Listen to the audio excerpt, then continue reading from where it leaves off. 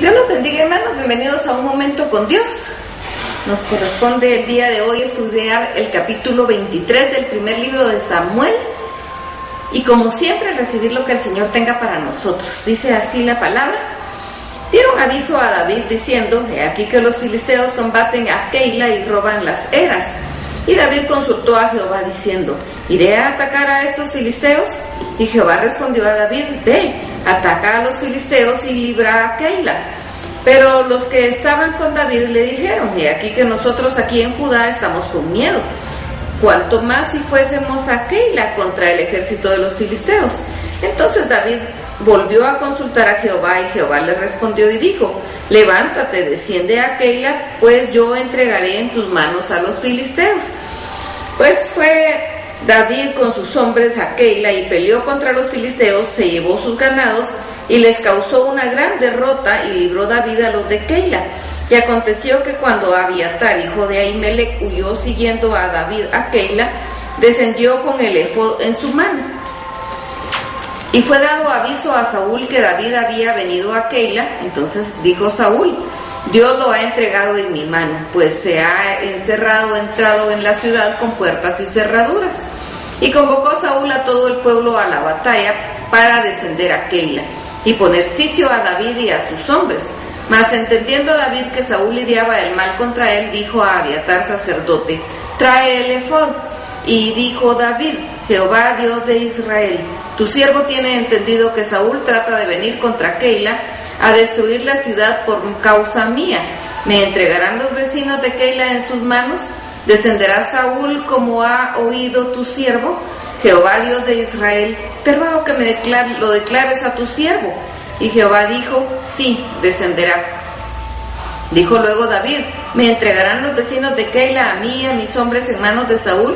Y Jehová respondió: os entregarán. David entonces se levantó con sus hombres, que eran como 600, y salieron de Keila, y anduvieron de un lugar a otro, y vino a Saúl la nueva de que David se había escapado de Keila, y desistió de salir. Y David se quedó en el desierto en lugares fuertes, y habitaba en un monte en el desierto de Zif, y lo buscaba Saúl todos los días, pero Dios no lo entregó en sus manos.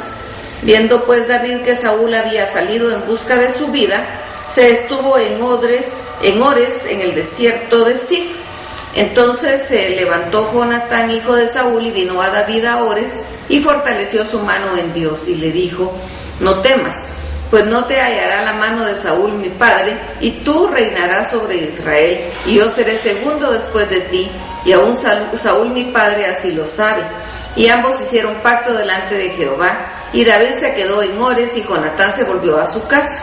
Después subieron a los de Zif para decirle a Saúl en Gabaa: ¿no está David escondido en nuestra tierra, en las peñas de Ores, en el collado de Aquila, que está al sur del desierto? Por tanto, rey, desciende pronto ahora conforme a tu deseo, y nosotros lo entregaremos en la mano del rey. Y Saúl dijo: bendito seáis vosotros de Jehová, que habéis tenido compasión de mí, y pues ahora asegurado más, conoced y ved el lugar en su escondite, y quien lo haya visto ahí, porque se me ha dicho que él es astuto en gran manera.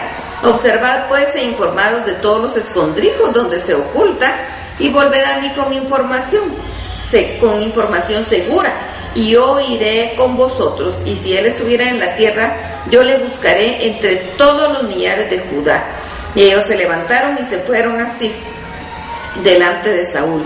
Pero David y su gente estaban en el desierto de Maón, en el Arabá, al sur del desierto. Y fue Saúl con su gente a buscarlo, pero fue dado aviso a David. Y descendió a la peña y se quedó en el desierto de Maón. Cuando Saúl oyó esto, siguió a David al desierto de Maón. Y Saúl iba por un lado del monte, y David con sus hombres por el otro lado del monte. Y se daba prisa David para escapar de Saúl, mas Saúl y sus hombres habían encerrado a David y a su gente para capturarlos. Entonces vino un mensajero a Saúl diciendo: ven luego, porque los filisteos han hecho una gran irrupción en el país. Volvió por tanto Saúl de perseguir a David y partió contra los filisteos. Por esta causa pusieron a aquel nombre el nombre de Sela Amalekot. Entonces David subió de ahí y habitó en los lugares fuertes en Engal. Fíjense qué tremendo lo que estaba viviendo David. David era un hombre conforme al corazón de Dios, un hombre al que Dios había elegido como el sucesor del rey Saúl.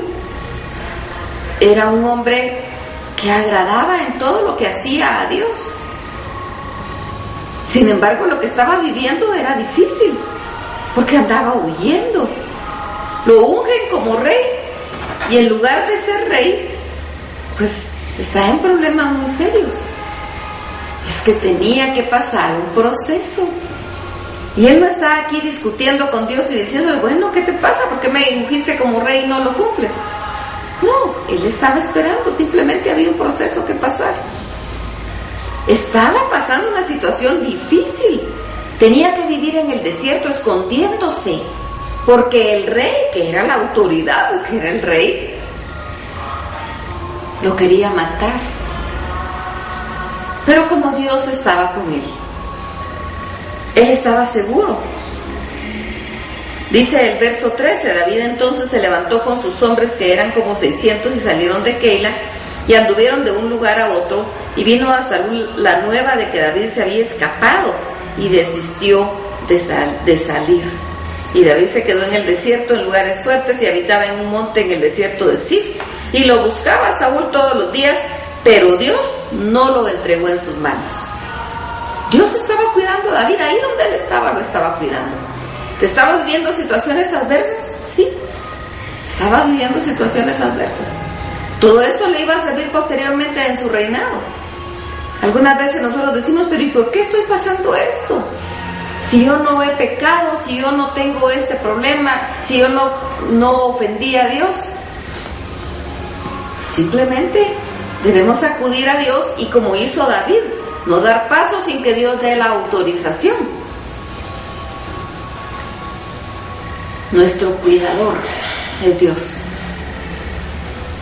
Nuestro guardador es Dios.